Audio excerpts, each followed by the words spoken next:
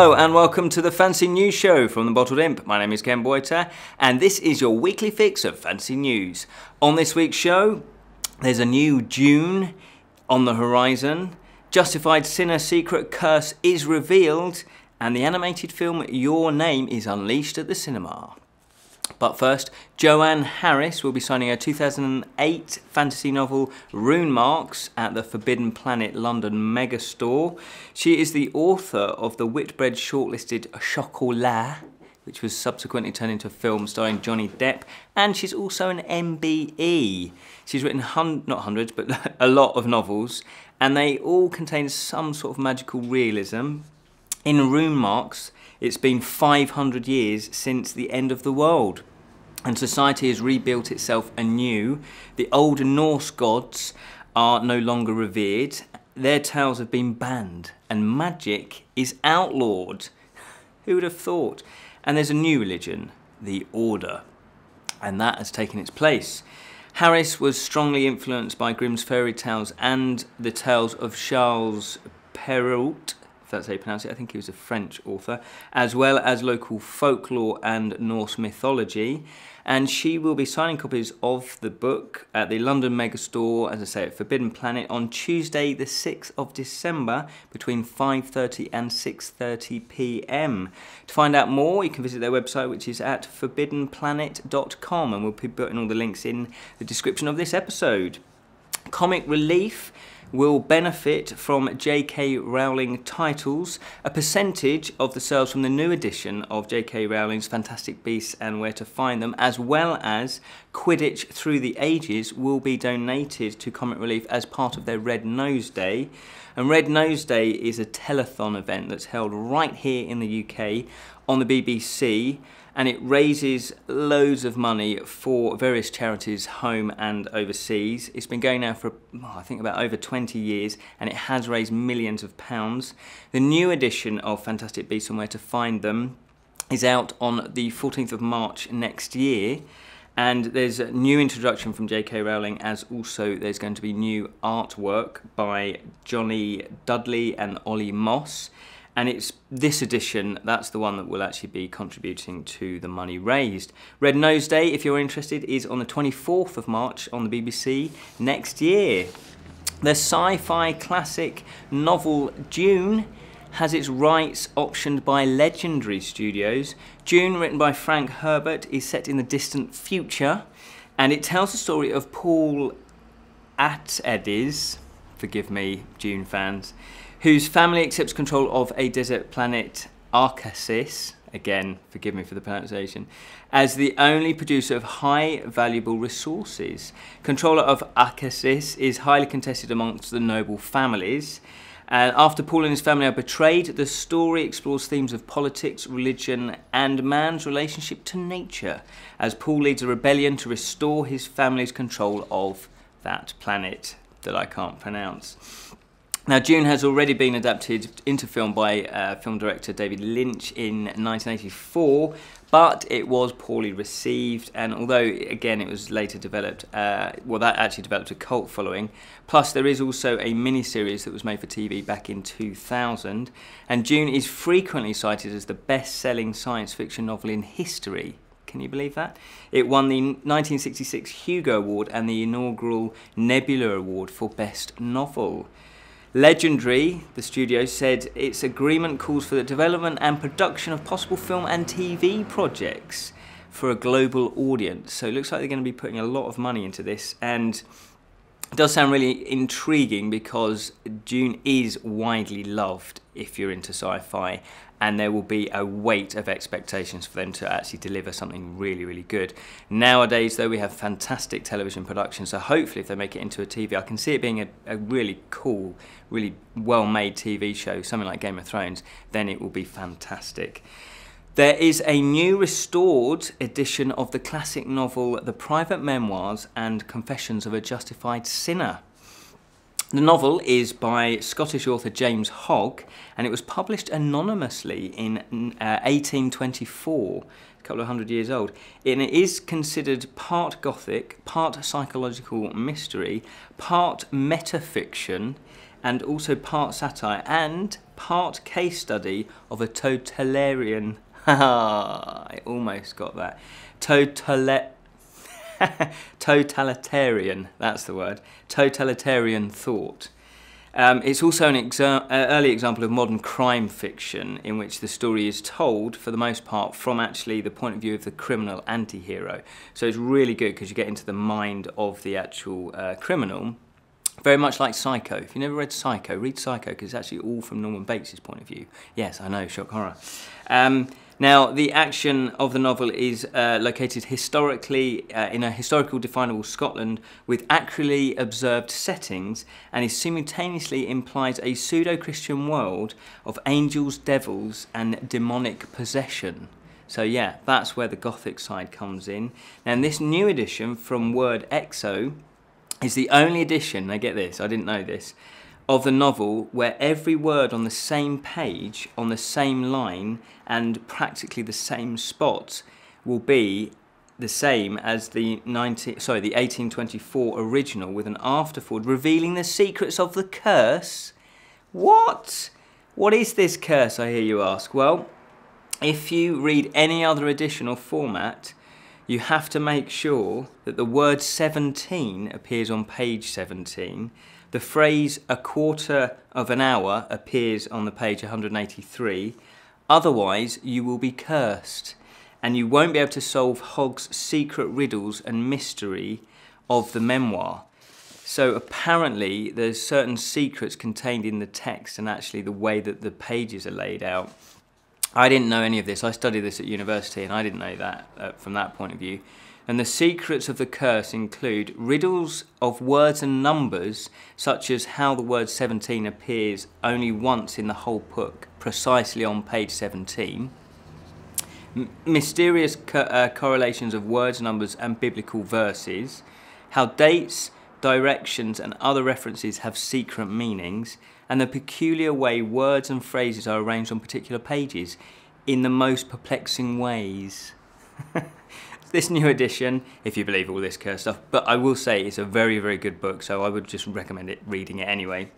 And the new edition is available right now on Amazon, and you can find out more about the curse from their website, which is hoggconfessions.com. The latest film from anime director Makoto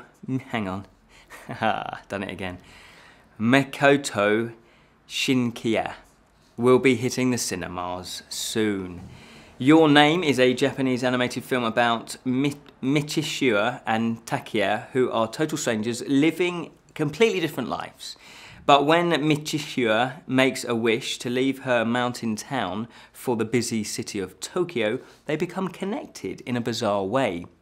She dreams that she is actually a boy living in Tokyo, while Taki dreams he is a girl from a rural town that he's never visited. And it wowed fans apparently at the world premiere at the Anime Expo in Los Angeles in July, and Variety recently identified the director as one of the 10 animators to watch in the world apparently this year. So that's very high praise indeed. It does have a limited cinema release here in the UK, and as far as I can tell, it's already been out from the 18th of November, but I think it's still running. But Cineworld, so if you've got a local Cineworld near you, it's actually due out on the 6th of December. So my advice is, it does look a good film. Check out, see if you can find it anywhere near you. It should be still available to go and see. If you type Your Name film into YouTube, you'll be able to then see the trailer. The LOTR project is an interactive map of Middle Earth. I stumbled across this website actually, and I thought it was very cool indeed. The Lord of the Rings project is a creative web project dedicated to the whole works of J.R.R. Tolkien, as you can imagine. Not only is it an interactive map though, there's an extensive and ever-updating genealogy with the historical timeline of Middle-earth and the statistics and population of Middle-earth as well. So if you like your stats, somebody has done lots of research here to give you figures such as if you were to travel from one point to another point, how far is it? So there's lots of distances on the maps. There's population density, loads of stats on there, and the website was first published way back in January 2012 by Emil Johansson, with geology as the only feature. Since then it has grown with proper references and additional fact checking. Now I did have a lot of fun with these maps, as it allows you to kind of click on various points within Middle-earth, and then it tells you all the facts and figures from it, which I found, it was quite cool.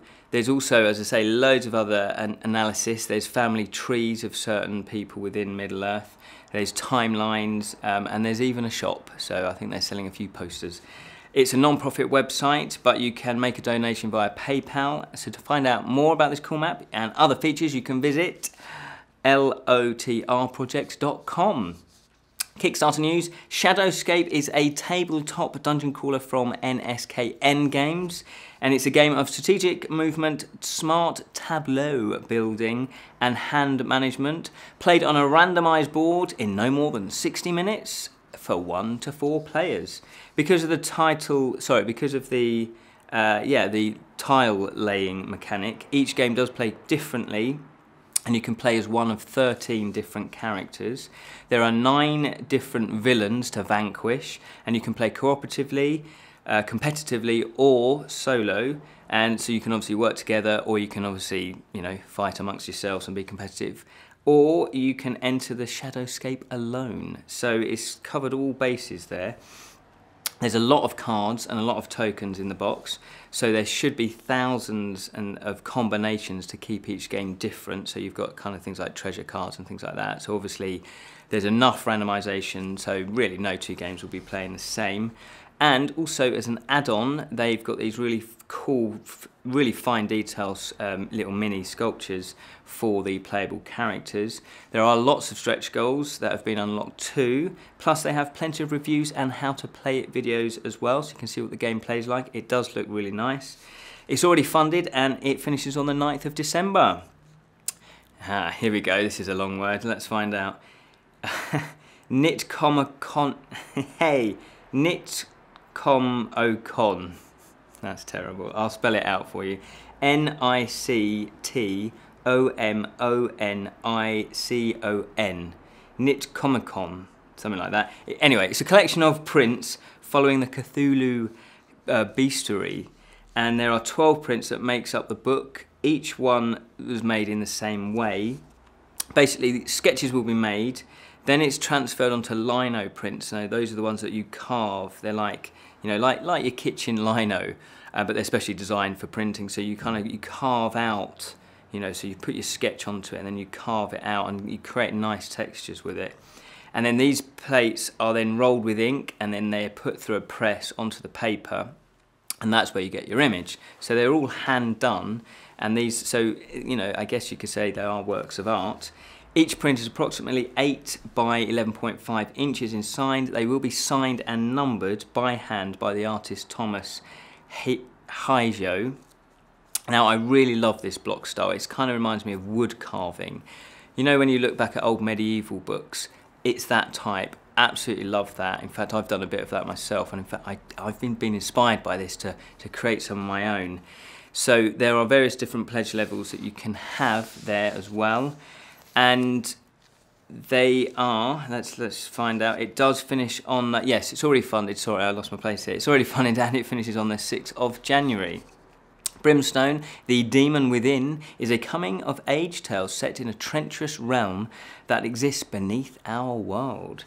It's a story of a gifted girl thrust into the wilderness of wonder and terror, where she is forced to face her deepest fear and grapple with dangers that lurk within and around her.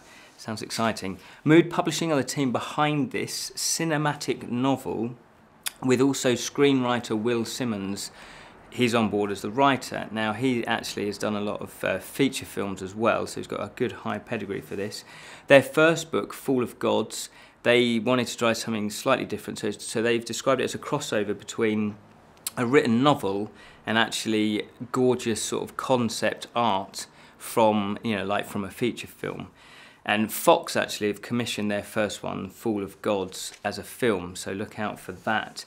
Brimstone, this one, The Demon Within, is the first of a planned trilogy but each volume will actually have its own closure. So you could read them as standalone, but there will be some of the storylines that will carry on into the next books. This book will be 150 pages, with each spread containing part of the story and a full colour illustration, full page of the colour illustration. Now they've done all the artwork, they've done all the story, they're just looking for the cost of the printing of the book and obviously the shipping as well.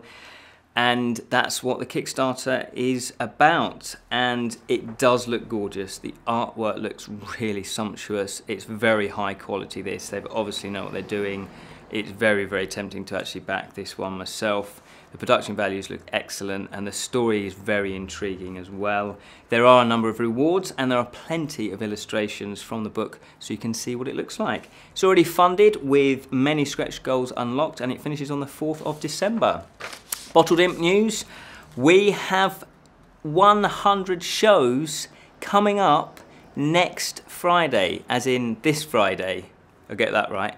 Yes. 100 Friday fantasy shows we have filmed. It's going to be fantastic.